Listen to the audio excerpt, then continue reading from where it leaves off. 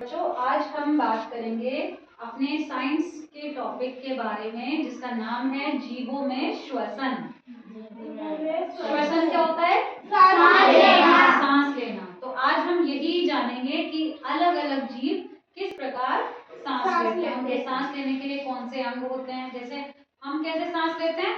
नाक से। और फिर वो कहाँ जाता है? फेफड़ों में। ठीक है। ऐसे ही अगर मछलियों की बात की जाए तो मछलियां ठीक है। तो इसी पर आधारित एक हमारी एनसीईआरटी की वीडियो है, तो उसे हम देखेंगे और इसके बारे में और ज्यादा जानेंगे। ठीक है।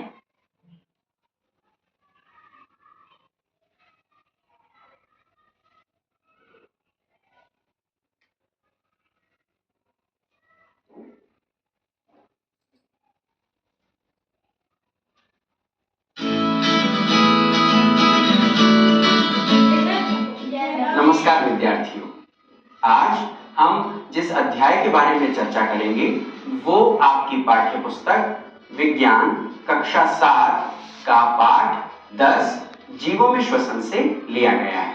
विद्यार्थियों, आज हम जिस चीज के बारे में बात करने वाले हैं वह है जीवों में श्वसन। अगर इसे बहुत ही साधारण शब्दों में समझें तो श्वसन का मतलब होता है सांस लेना, या ऐसा कह सकते हैं कि पूरी श्वसन की जो प्रक्रिया होती है उसका एक महत्वपूर्ण चरण है सांस लेना।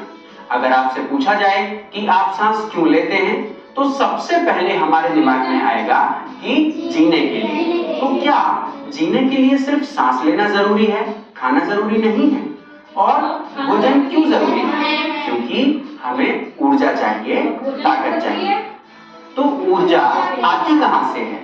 भोजन, ऊर्जा, सांस लेना, ये सारी चीजें श्वसन की प्रक्रिया के अंदर हम समझेंगे। विद्यार्थियों, श्वसन की प्रक्रिया में हम करते क्या हैं? हम सांस लेते हैं और छोड़ते हैं, ऐसा सामान्य शब्दों में हम कह सकते हैं। जब हम सांस लेते हैं तो उस वायु में ऑक्सीजन की मात्रा ज्यादा होती है और फिर हम सांस छोड़ते हैं तो इस वायु में कार्बन डाइऑक्साइड की मात्रा ज्यादा होती है। जब हम सांस अंदर लेते हैं तो उस हवा में ऑक्सीजन की मात्रा बहुत ज्यादा होती है, जैसा कि हमने देखा।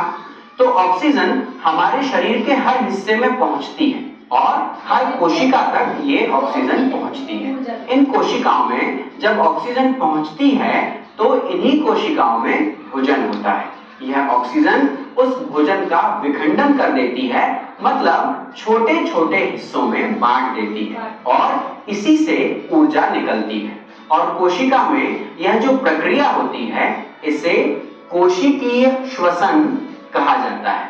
हर जीव की कोशिका में कोशिकीय श्वसन होता ही है।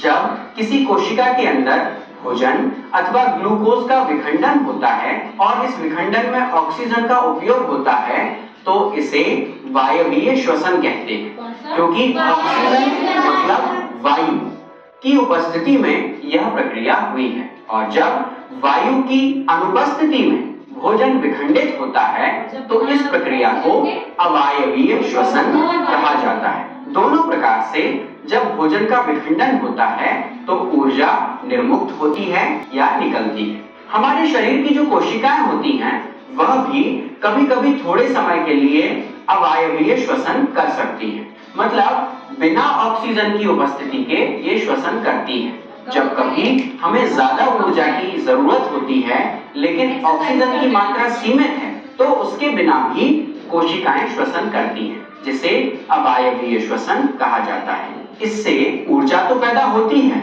लेकिन इस प्रकार के श्वसन में भोजन या ग्लूकोज पूरी तरह से टूट नहीं पाता, मतलब भोजन का विखंडन पूरा नहीं हो पाता, जिससे कि लैक्टिक अम्ल और कार्बन डाइऑक्साइड बनने लगते हैं। और यही लैक्टिक अम्ल कभी-कभी हमारे हाथ पैरों में ऐंठन पैदा कर देता है और ऑक्सीजन की कमी हो जाती है। मान लीजिए जैसे हम कभी गर्म पानी से नहाते हैं या शरीर की मालिश करवाते हैं तो उससे हमें आराम मिलता है, क्योंकि जो ब्लड सर्कुलेशन है वो बढ़ जाता है और कोशिकाओं को ऑक्सीजन ठीक से मिलने लगती है।